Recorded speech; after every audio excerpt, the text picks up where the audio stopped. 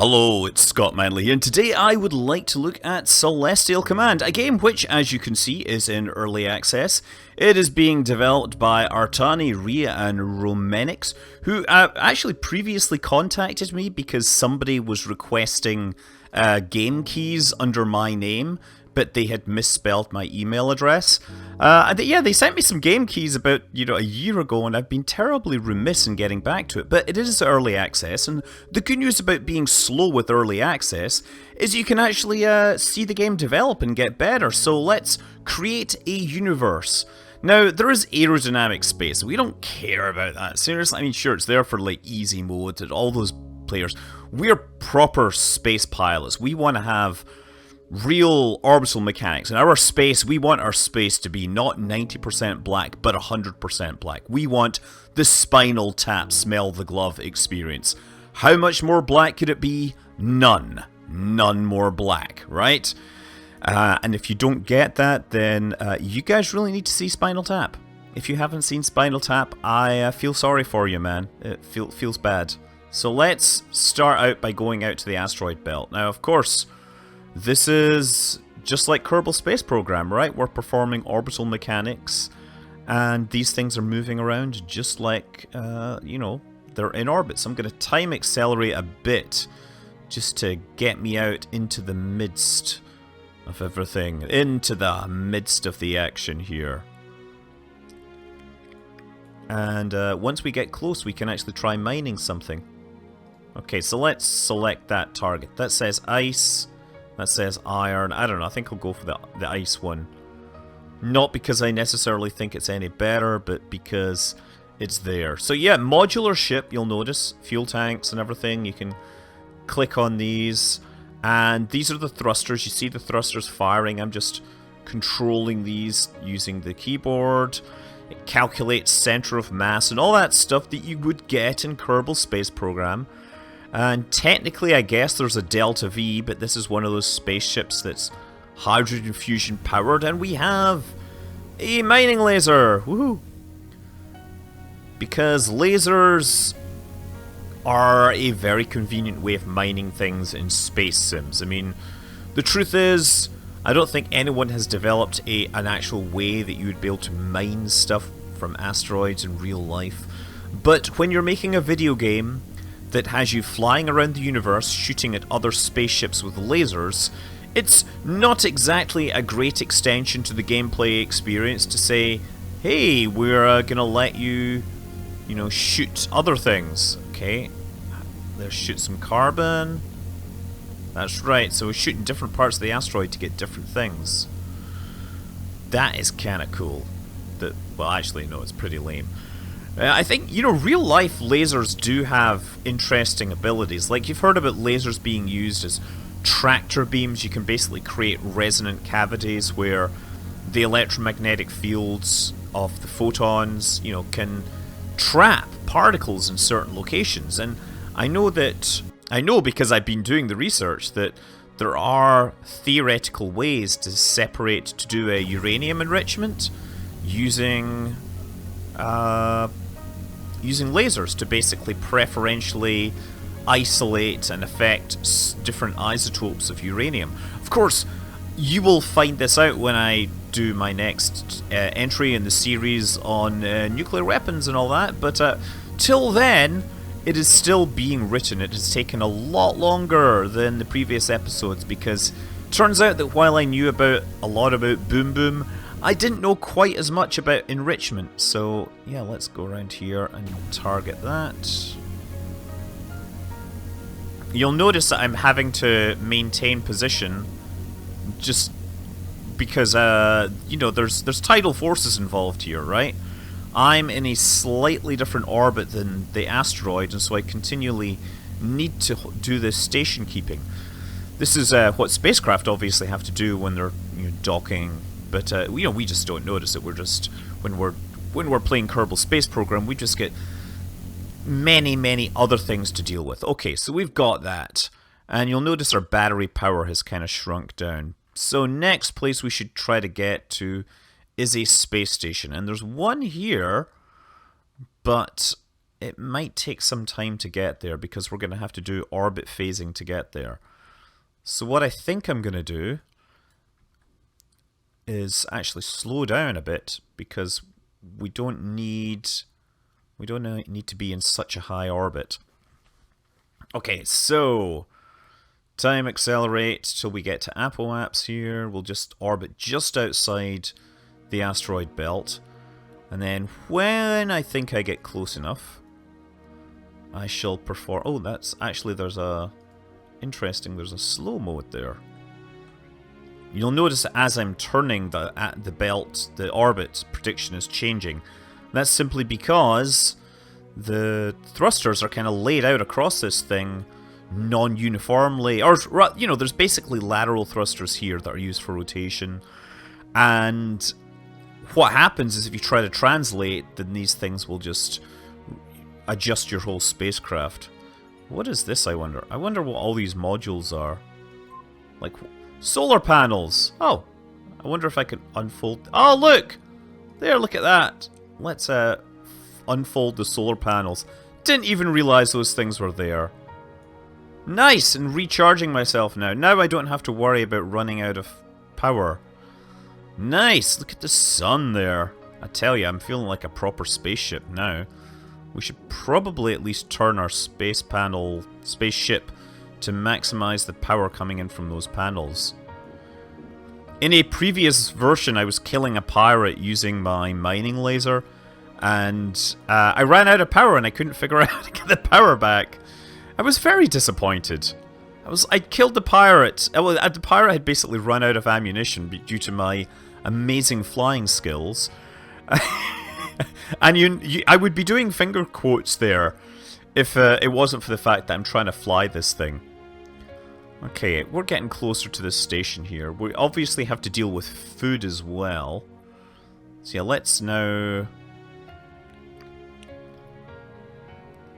translate our orbit upwards a bit.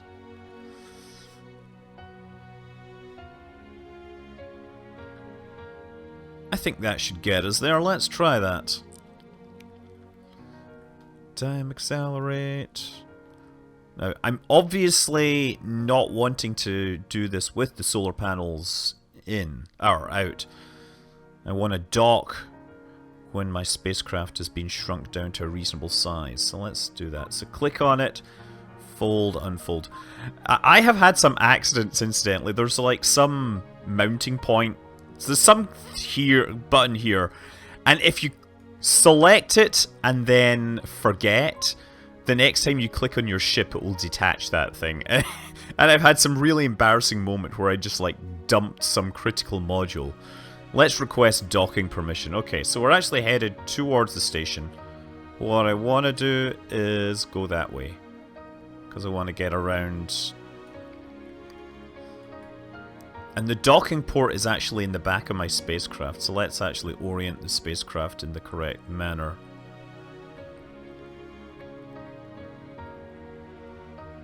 So what I've turned on here is the relative velocity vector. They've got all these tools here, they're very helpful, they've really thought about what works, but it looks to me like they may have changed the game. I'm happy to see them doing this orbital mechanics thing, but they're saying that they're recommending people not to use it because it's too difficult. But the game doesn't distinguish itself that much from other games, so I think I'd rather use that. Excellent! So now I can trade, and I could probably take a look at my spaceship to see what I can trade. So zoom in, turn this on. I've got power. Do you want to buy my power? I've got an unlimited supply of that. Let's sell the ice. Sell it all for 800 credits. And the copper. Copper. Let's sell copper. Do that. And what's this? Carbon? Of course, it's the letter C. Sell my carbon. Great. So now we can do stuff at the space station. A space station which I notice has Christmas lights. I'm guessing that the last time they updated this was in December, which is a good sign for an early access game. It shows that they are continuing to develop it. Unless, of course, that was December 2016. But no, I'm pretty sure they've developed it since then. Yeah, because they contacted me in earlier this year. Or last year. Oh, what's that just floating around there? Is that like a tender spacecraft? Ah, cool. I do kind of like the flat art style here. You know, there's no serious texturing or anything going on. It's all very clean and flat. It looks nice. Okay, so yeah, what was I going to do? I was going to go take a look at missions. Retrieve module. That seems like a good idea. Now, I'm going to do that, but I think to retrieve the module, and I may have this totally wrong, I think to do that you need a grabber. So I can buy a grabber here, stick that on. Great. The other thing I want to buy is food, because I've been out there for a while and it's good to have more food. We might as well buy some more hydrogen as well. Okay, so now we've got our module, we've got a mission, and yeah, we get some other stuff. Yeah, we could repair it. I don't think we need anything. So where is that missing module? It's there. So it's back along the orbit, and this here is the sphere of influence, or the circle of influence, I guess, because it's 2D. So I'm gonna detach here. So select the module, toggle docking, and just fly away. So I'm gonna brute force this just because it's, you know, convenient. We're gonna go full-on Brachistochrone, as they say. That's what happens when you have the brute force power of nuclear engines. Oh yes. Epstein, eat your heart out. I'm gonna actually do this. So what I've done is I've slowed myself down, and I'm just letting this thing catch up on me. So I should select it, actually. Yep, selected. You can see the velocity vector is roughly pointing in the right direction. Because what happens is, because I'm traveling slower than this object, it means that I'm not going fast enough to essentially counteract gravity, and that means that I will slowly fall towards the planet. So I need to fire my engines to counteract this, and I will. It's just matching. It's kind of cool. I like the way that you can visualize this, because people do this in Kerbal Space Program, just, you know, because they don't know better. Okay, there we go. So cancel relative velocity. Bingo. Now let's arm the grabber. Toggle auto grab. So I'm going to try and grab this thing. I'm hoping that this works, because I imagine this is how it works, right? This is what happens when you read some guides on the internet and play a game.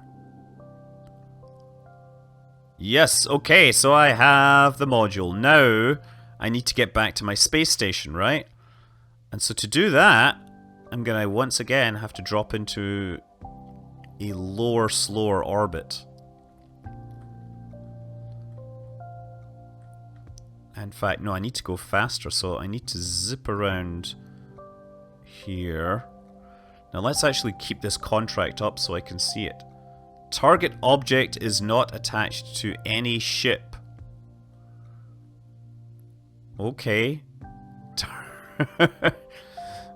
I'm hoping it is attached to me, right? How do I bring it back?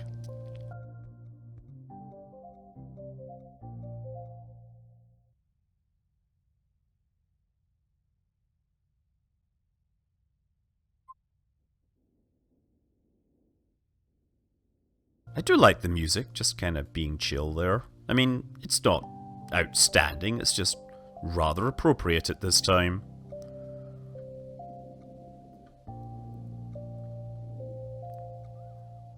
Beautiful. Excellent! But look, I've got new modules and stuff available. Of course, that would be very game dependent, because you know, these things only become available over time. Yeah, it's worth noting we have a whole star system to look at here. And there is also things like an Alcubierre warp drive, a device which is capable of warping space around the ship, which allows for faster than light travel. Can be used within a star system for instant travel from one point to another. That's very cool. Reaction wheel allows a ship to rotate using only energy. Wow, that sounds like a fantastic thing to have. Rocket launchers, lasers. Oh, we should definitely get some of that. Yeah, so how do you build your spaceship up to have weapons, right? One thing you can do is you can take a turret, attach that, and then take, say, a ballistic cannon. And that sticks that on there. Now, the next thing you're going to need to worry about is ammunition. So, if I select the spaceport and buy some pew-pew bullet bang-bangs. So, it puts 50 in there. Now, what you need to do is show connections, and I think you just drag this to select the ammo. And so now that will take ammo from here, which, you know, may look a little inefficient, but it actually makes a lot of sense. So let's just be chill with that for now. Now, can I fire my gun and cause chaos? Let's use manual control. Oops, sorry. Well, I guess you guys aren't too unhappy with that. That's power consumption, I guess. Let's go and deploy. Oop. How do I select this thing without firing? Oh, there. I guess 2 there. Not gonna lie, I am curious to see what happens to this thing. Like, will it get torn apart by tidal forces, or will it burn up? Oh yeah, we just start taking damage down here, and then my spaceship just falls apart. That's kind of cool. Now, I wonder if all the parts end up following different trajectories. Oh yeah, look, they all end up decaying. Well, look, that's interesting. Let's take a look at the construction ship. So we have... Nice! Wait, this actually looks like something cool. I wonder what it can do with this. Oh, cool. Can build hydroponics. Oh, it's just float... Look! Oh, awesome! We can go full-on silent running and just throw a bunch of, like, hydroponics stuff out there. So yeah, Celestial Command, currently, I mean, it's been on this for a while. It's been in early access for a while. As I said, it has a regular boring mode, but it has this, you know, two-dimensional orbital mechanics mode. I gotta say, you know, planetary graphics are actually pretty nice, although... You know, aesthetically it's not going to win any awards, but it does look just fine for the part. I'm hoping this develops into something better and bigger and more awesome. So, yeah, check it out. I'm Scott Manley. Fly safe.